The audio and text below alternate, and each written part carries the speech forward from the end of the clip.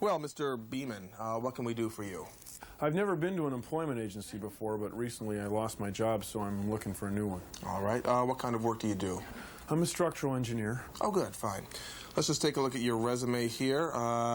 Your first design job was the old Tacoma Narrows Bridge. Right, Galloping Gertie. Tell me about that. Well, it fell apart and sank. I see. And then you designed the Hood Canal Bridge. How did that work out? Well, not that well. Actually, it fell apart and sank, too. Well, they do, don't they? Now, your next job was not a bridge? Yeah, I thought I'd try something different, so I did the grandstands at Husky Stadium. But they fell apart. Didn't sink? No. Well, no. That's something. What was your last job? I did some work on the Mercer Island floating bridge. The one that fell apart and sank. Yeah. Tell me, Mr. Beeman, if it's not too delicate of a question, have you in fact ever designed anything that has not fallen apart? Yes, I used to do office buildings. Oh, really? In fact, I believe this one is one of mine.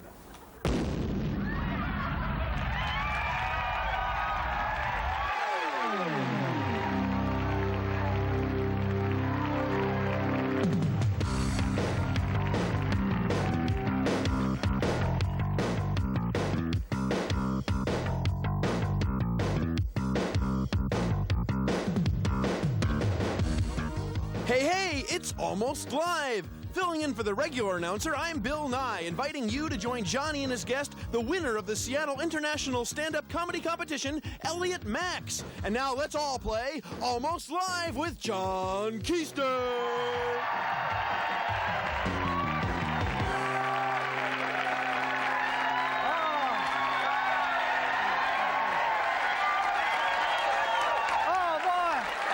Thank you.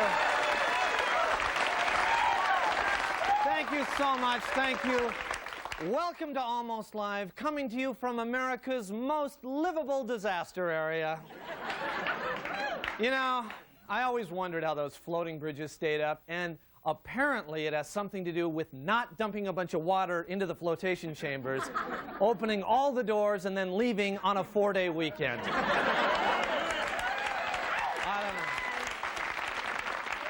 But how was the road crew supposed to know that, you know? Really.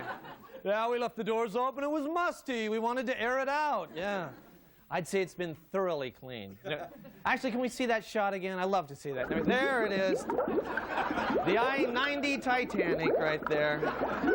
Love that blub blub right down there. That's not what they meant by reversible lanes, I don't think. I don't know.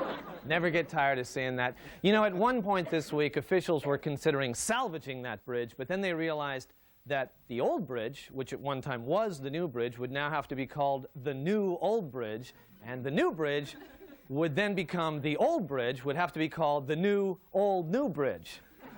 So they scrapped that idea. Besides, there's more room for the hydros this way.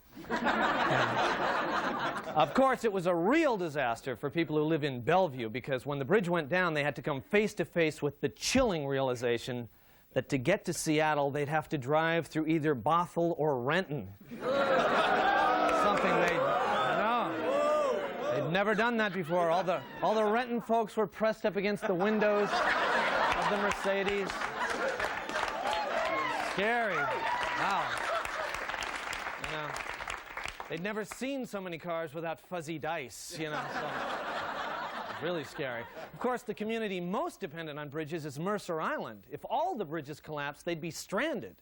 Of course, Nordstrom is prepared to airlift Liz Claiborne sportswear, and they will set up a Brass Plum Red Cross station. But in case that isn't enough, the Disaster Relief Agency has put out some Mercer Island disaster tips, and we thought we should pass them along. For example, the airbag in your Jag may be used as a flotation device. That's good to know. 2 people can survive for a week on a baguette and a wedge of brie. Make sure you move all German cars to higher ground.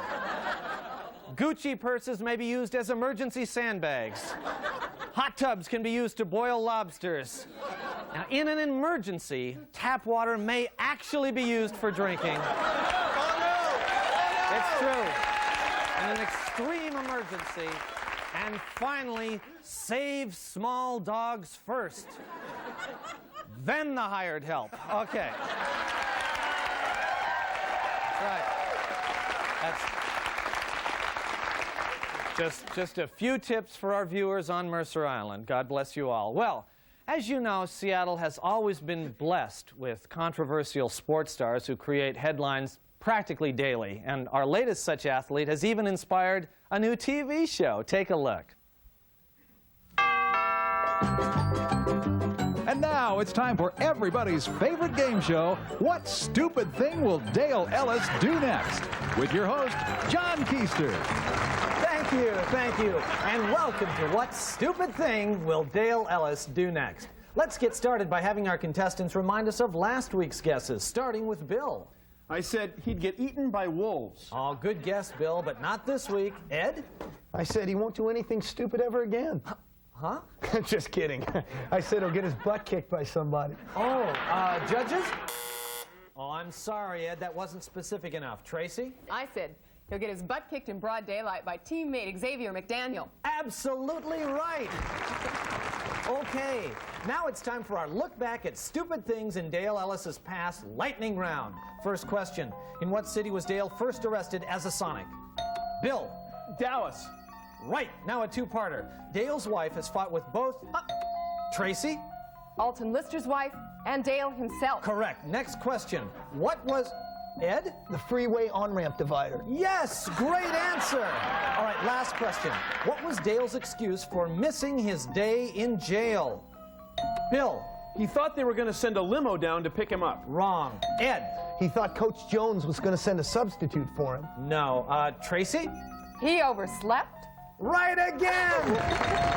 Okay, well that ends this week's competition with Tracy in the lead with 900 points. Now let's take a look at your predictions for next week, starting with Bill. I'm sticking with he'll get eaten by wolves, John. Okay, Bill. Ed? I said he'll quit the team and take a job as a Metro bus driver. All right, Tracy. I say he'll get his butt kicked in broad daylight by teammate Michael Cage. Well, that's where I'd put my money, but we'll find out for sure next week on What Stupid Thing Will Dale Ellis Do Next? See you then.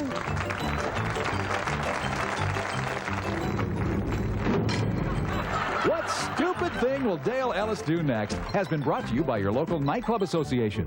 Nightclubs, a good place to get crazy. And the makers of fast cars. Drive one today. And the manufacturers of fine sleep alarms. You'll never oversleep again. And your local highway repair crews. You hit it, we'll fix it. All right, stay with us. We got a great show, and we'll be right back.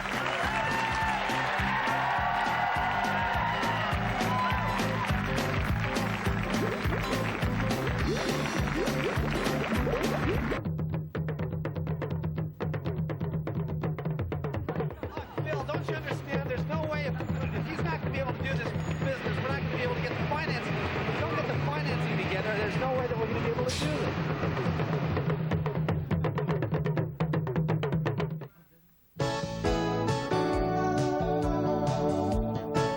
Hi, I'm Zane. I'm Carl. And we're the Critics at Large. Today we'll be criticizing people, places, and things on our show. Critics at large.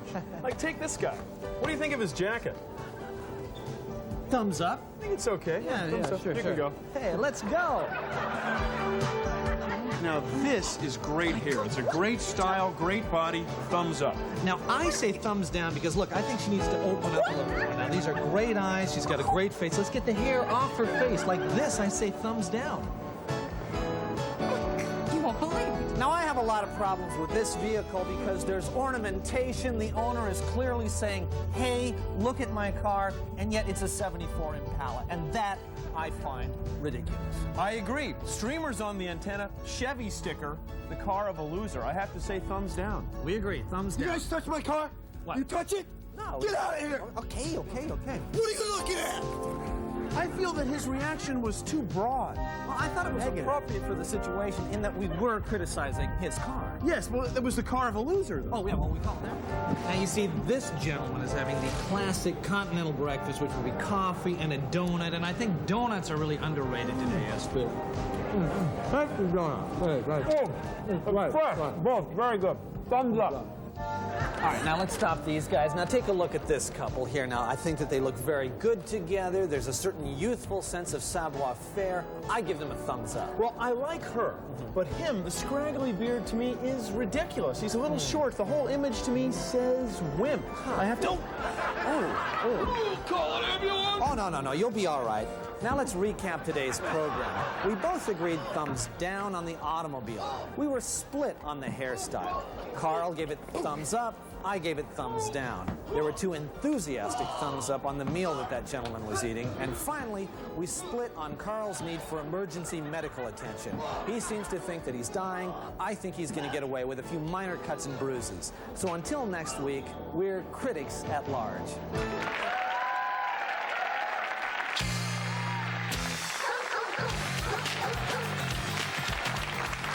Good evening and welcome to the John Report. I'm John. Here's my report. Earlier today, some underwater videotapes of the old I-90 bridge revealed a couple of aggressive commuters still trying to change lanes. A ferry service across Lake Washington has been proposed by the mayor of Mercer Island as a way of alleviating commuter traffic jams. Ferry captains are opposed to the idea, saying the trip is so short, there's not enough time for the liquor to kick in. Top officials at Hanford told their employees not to worry about reports that the waste storage tanks may explode. The assurance of safety was included in a memo which management had faxed to the workers from their new offices in Boise.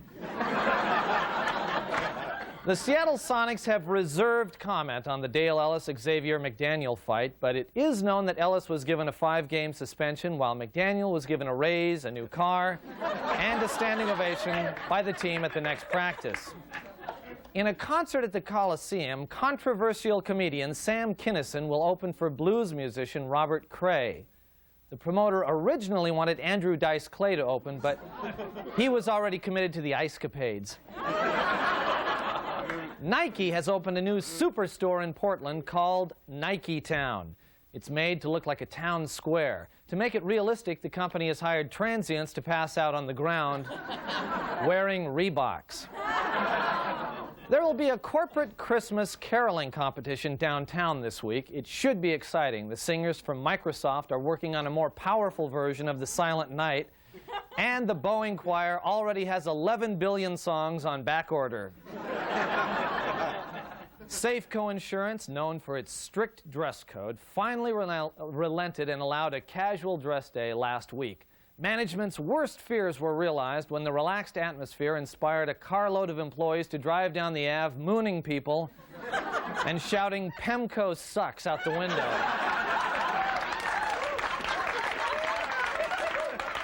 60 Minutes is being sued by Central Washington apple growers over the Alar scare story. While they're at it, the lawsuit also asked that the show just skip the Andy Rooney segment and go right to the letters.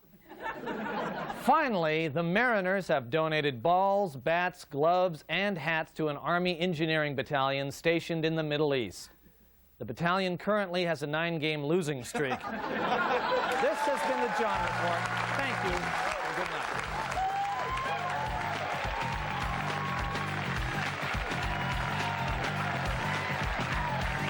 Monkey's Davy Jones for Almost Live. Hello, my name's Davy Jones, and I've been asked to promote King TV's Almost Live, and if I do it, it's going to ruin my career. Don't make me do it.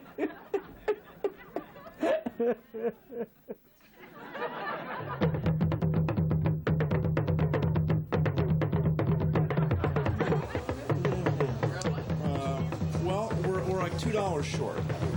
Well, I put in $8. Yeah, I put in 8. Yeah. I put in 5. But I hardly had any of the chips, remember? And I think, didn't I get yours on Tuesday, or was it yours?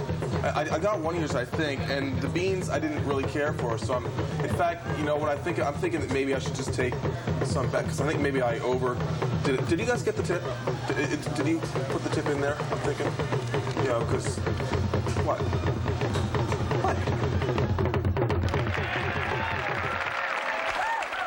Okay, we're back. You know, it's been a tradition on Almost Live for the past, 6 or 7 years to always have the winner of the Seattle International Stand-Up Comedy Competition. This year is no exception. Please give a warm welcome to the grand prize winner, that is, Elliot Max. Elliot!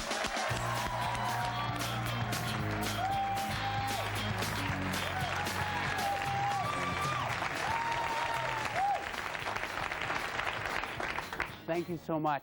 I would like to start a little differently, as most comedians don't, but I'd like to start with kind of a performance art piece, if you will.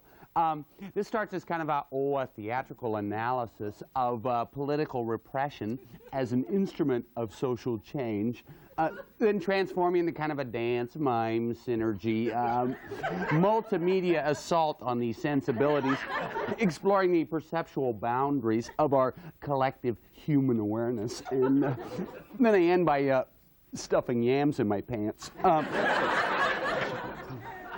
But first,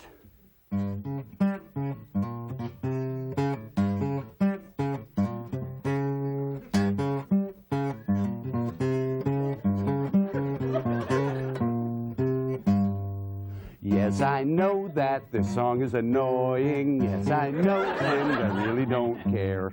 Yes, I know that this song is annoying. Yes, I know, and I really don't care. So bite me, bite me, bite me, bite. Never was a hit. No, I should apologize right off front. I'm sorry, I'm a little off tonight. I'm on that new Elvis diet. Percodan and brick cheese, and I feel bloaty. I don't know what it is. My hair look okay? Does it? Oh, God, it's just a word. No, it's all. I ran out of mousse today, so I used pudding, and it's not the same. Oh, I didn't tell you. Oh, I forgot. No, well, I couldn't. We just got here. A couple weeks ago, a friend of mine and I think we actually saw Elvis. Yeah. Yeah, well, it was kind of hard to tell, you know, because it's pretty dark, and he was pretty badly decomposed. Yeah.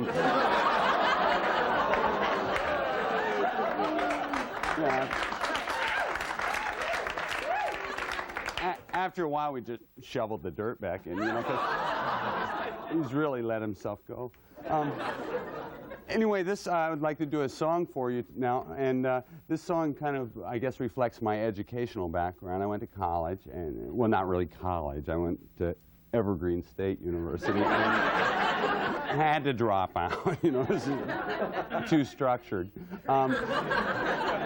It was difficult class, you know. I studied philosophy. I majored in philosophy with a minor in drugs and alcohol. And anybody here study philosophy by any chance? Anybody? Rarely get an answer on that right away. No, because they have to mull the question over, you know. Did I study philosophy? It was a rhetorical question. He was talking to me specifically. Am I here? Well, my friends are. I must be. Anyway, this is a song that kind of reflects my philosophy, and I hope you can relate to it also.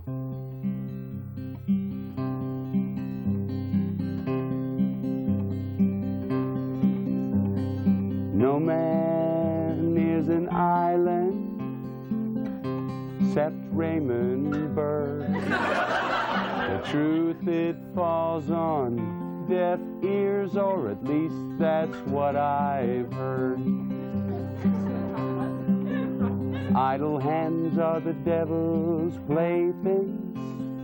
Busy hands will make you go blind. And they say that behind every big man you will find a big behind. And the lion will lie down with the sheep, but the sheep won't get very much sleep. It's true. 2 wrongs don't make a right, but 3 laughs do.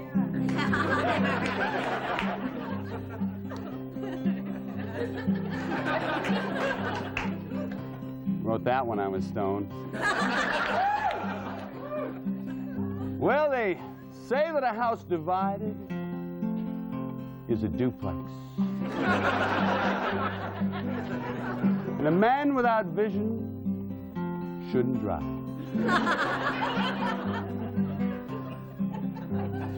Laugh and the world laughs with you. Fart and you stand alone.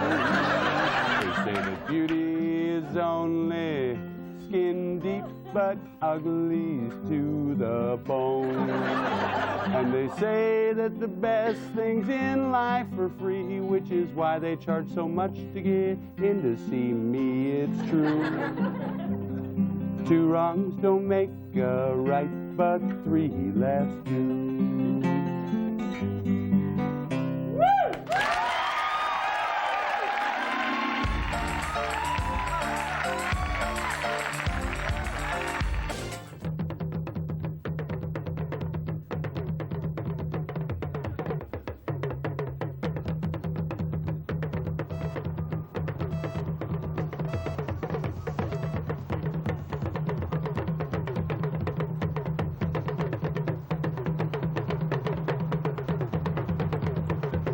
Enter. What?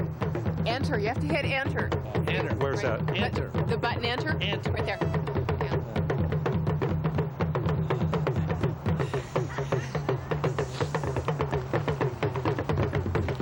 You have to hit correct.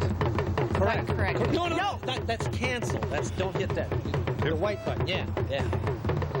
Come on! Where's my money? Well, your balance says you don't have enough money. You're you done. can't take anything out. You don't have anything. Oh. Sorry. Oh, you know, I was making a deposit. That's what I meant to do. Does anybody have a pen? Oh, God.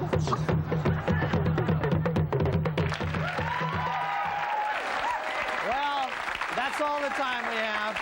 Please join us next week. If you'd like to be in our audience, call us at 448-4556. It could be valuable because this week 5 lucky audience members will be taking a friend to see the Fifth Avenue Theater's production of Oliver, starring Davy Jones. Yeah, the monkey.